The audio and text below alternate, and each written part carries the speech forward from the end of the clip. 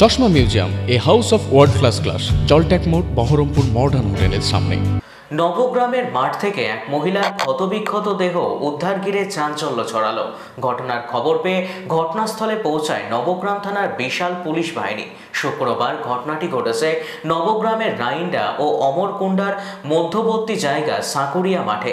স্থানীয় সূত্রে জানা গিয়েছে, চাষিরা মাঠে কাজ করতে গিয়ে দেখেন ওই মহিলার দেহ পড়ে রয়েছে। খবর পেয়ে ঘটনাস্থলে পৌঁছায় পুলিশ।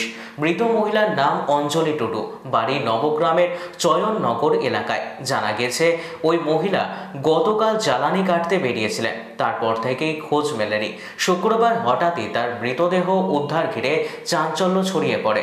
তবে খুন নাকি অন্য কিছু, তদন্ত শুরু করেছে পুলিশ। গলাতে গলা কাটা আছে, ওটা কিছু বলতে পারবো না। মানে আমরা 7 ভাই বোন, আমরা 7 জায়গায় থাকি। মানে আমার থেকে ছোট বড় বোন। আমার নাম প্রশান্ত টুডু, অঞ্জলি টুডু, এইখানে চয়নগরী। আমরা একটু আলাদা ভিন্ন আছি।